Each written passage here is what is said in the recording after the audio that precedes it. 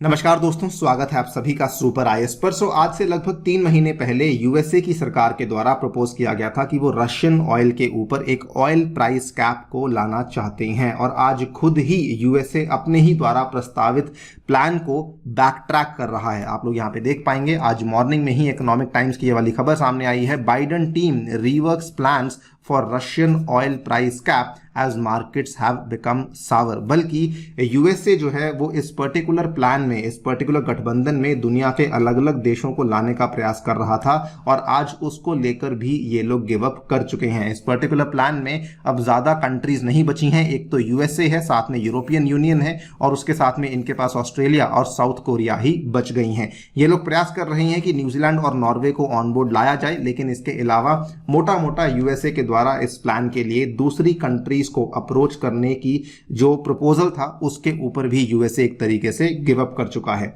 जानेंगे कि ये असल में ऑयल प्राइस कैप बेसिकली क्या था, इसको क्यों लाए जाने का प्रयास किया जा रहा था, आज किस वजह से यूएसए इस चीज को लेकर बैक ट्रैक कर रहा है। आइए शुरू करते हैं दोस्तों मेरे साथ। मेरा नाम है अनिरुद्ध। यदि आप लोग इस लेक्चर की पीडीएफ को डाउनलोड करना चाहते हैं तो यहाँ पर दिए गए टेलीग्राम चैनल के माध्यम से कर सकते हैं। ऑल्सो यदि आप लोग यूपीएससी 2023 की तैयारी कर रहे हैं तो टेक्स्ट बुक आपके लिए लेकर आया है सुनहरा मौका, जिसमें कि आपको मिल सकती है स्कॉलरशिप। इसके लिए आपको देना होगा टेस्ट, जिसका लिंक आपको नीचे डिस्क्रिप्शन में दिया गया है। ऑल राइट, सो आज से 3 महीने पहले ये तय किया गया था कि यूएसए और यूरोपियन यूनियन की कंट्रीज के द्वारा बेसिकली रशियन ऑयल के ऊपर एक प्राइस कैप को लाया जाएगा जो कि एक रेंज में होने वाला है। यानी कि रशियन ऑयल को खरीदा जाएगा $40 से $60 पर बैरल के बीच में। ये वाली जो रेंज थी ये डिसाइड करी गई थी। अपर एंड जो डिसाइड करा गया था that was consistent with the historical prices for Russian crude, और जो लोअर एंड यहां पे डिसाइड किया गया था that was basically close to Russia's marginal production cost. और इसमें इसको लाने के पीछे जो ट्विन ऑब्जेक्टिव्स थे यूएसए ने जो एटलीस्ट बताया था वो ये था कि एक तो हम लोग रशिया का रेवेन्यू कम करना चाहते हैं जो वो अपने ऑयल को बेच करके रेवेन्यू इकट्ठा कर रहा है। दूसरा, हम लोग वैश्विक लेवल पे जो एनर्जी के प्राइसेस हैं उसमें और ज्यादा स्टेबिलिटी लाने का प्रयास भी करना चाहते हैं।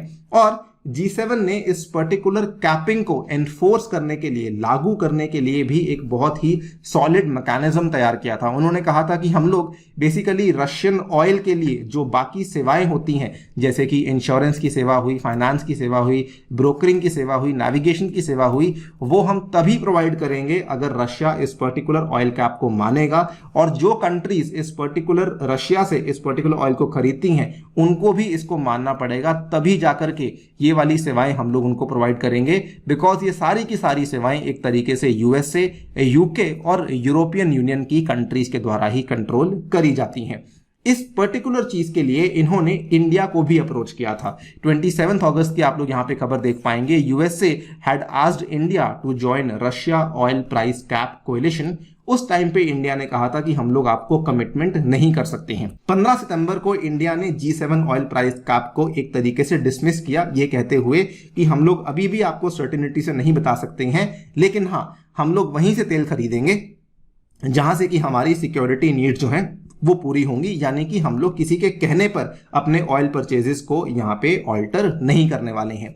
इंटरेस्टिंगली जो प्रस्ताव यहाँ पे यूएसए के द्वारा रखा गया था, यूएसए आज खुद ही उस प्रस्ताव को लेकर बैक ट्रैक कर गया है। बहुत ही संक्षिप्त में कहूं तो इसके पीछे 2 कारण है। There is scepticism by the investors and secondly there is growing risk in financial markets which is brought on by the crude volatility. लेकिन अगर हम इसको डिटेल में समझें तो इसके पीछे असल में कई सारे कारण हैं। पहला कारण तो यहाँ पर यही है कि रशियन क्रूड ऑयल को खरीदने वाले जो 2 सबसे बड़े प्लेयर्स हैं that is India and China, उन्होंने यहां पे एक तरीके से मना कर दिया है। चाइना तो डे 1 से कह रहा है कि मैं कभी भी इस G7 के द्वारा रखे गए जो प्राइस कैप का प्रपोजल है इसको नहीं मानने वाला, और इंडिया ने भी कभी भी इसको डायरेक्टली डिनाई नहीं किया। इंडिया पहले कहता रहा कि हम लोग इसको डिसमिस करते हैं। आज से लगभग 1 हफ्ता पहले इंडिया के जो ऑयल मिनिस्टर हैं मिस्टर हरदीप सिंह पुरी, उन्होंने कहा कि इंडिया इसकी जांच परख करेगा, इसको एग्जामिन करेगा। यानी कि इंडिया ने ये नहीं कहा कि हम लोग इस प्राइस कैप प्रपोजल को मानने वाले हैं। और साथ ही में अब टर्की ने भी कह दिया है कि हम लोग भी इस ऑयल प्राइस कैप के प्रस्ताव को नहीं मानने वाले हैं।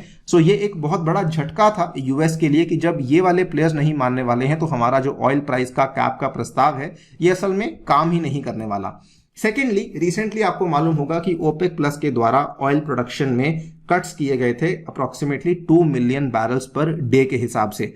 उस टाइम पे इसमें सऊदी ने भी पुतिन का साथ दिया था, ये कहते हुए कि जी हाँ, हम लोग यहाँ पे ऑयल प्रोडक्शन कट को करने वाले हैं। ये भी यूएस के लिए बहुत बड़ा झटका था, बिकॉज अभी तक यूएस को ये लग रहा था कि सऊदी अरेबिया जो है वो बेसिकली हमारे हक में फैसला लेगा, लेकिन जब उन्होंने ओपेक प्लस में ये वाला फैसला लिया तब ये क्लियर हो चुका था कि सऊदी अरेबिया भी आज पुतिन के साथ ही अलाइन कर रहा है। क्योंकि अब ये जो मैकेनिक्स है इतनी कॉम्प्लिकेट हो चुकी है, तो यूएस ने इस चीज को माना कि हम लोग अगर कल को ऑयल प्राइस कैप को लेकर आते भी हैं तो उस केस में जो हमारा उद्देश्य है उसको शायद हम लोग अचीव नहीं कर पाएंगे। थर्डली, यूएसए ये भी कहता है कि कमोडिटीज मार्केट में बहुत सारी अनसर्टिनिटीज आ चुकी हैं। यूराल क्रूड की अगर बात करें, जो कि मेजर रशियन एक्सपोर्ट है, उसका जो पिछले 5 साल का एवरेज था ये $64 के आसपास बैठता था। पिछले 3 साल का एवरेज अप्रोक्सीमेटली $63 पर बैरल के आसपास बैठता था, लेकिन इस साल उसने अपने सभी रिकॉर्ड्स को तोड़ा है और ये अप्रोक्सीमेटली $74 दिस मंथ को क्रॉस कर चुका है। आप यहाँ पे देख पाएंगे इसके पहले के जो 5 साल थे अभी तक ना तो इसमें बहुत बड़ी पीक्स बन रही थी, ना इसमें बहुत ज्यादा गिरावट देखने को मिल रही थी, एक्सेप्ट दिस ईयर जो कि कोविड-19 का साल था। लेकिन इस साल अगर आप देखेंगे तो इसमें बहुत बड़ी पीक्स देखने को मिल रही हैं, बहुत उछाल देखने को मिल रहा है। तो यूएसए का यह भी मानना है कि इसको भी हम लोग काबू में नहीं ला पाएंगे, बिकॉज ये बहुत ज्यादा लेवल्स को क्रॉस कर चुका है।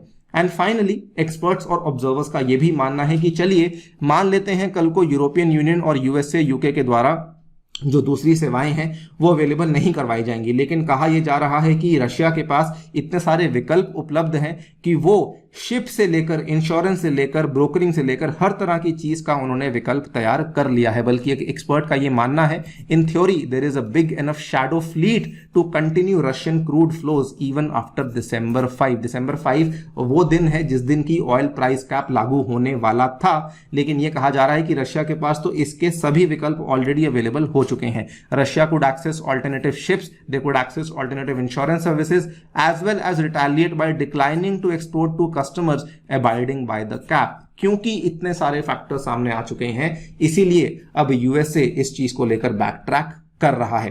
अब क्या होने वाला है, अब देखिए ये तो 5 दिसंबर को ही मालूम पड़ेगा, जिस दिन यूरोपियन यूनियन के जो सैंक्शंस हैं इन सभी सेवाओं को लेके, इंश्योरेंस ब्रोकरेज वगैरह को लेके लागू होने वाले हैं, उस दिन ही मालूम पड़ेगा कि एग्जैक्टली क्या होने वाला है। लेकिन एक चीज यहां पे तय है कि यूएसए जिसने इस प्रस्ताव को रखा, जिसने कि यूरोपियन यूनियन को मजबूर किया इस प्रस्ताव में ज्वाइन करने के लिए, आज ईयू यूएस के इन एक्शन से काफी फ्रस्ट्रेट हो चुका है।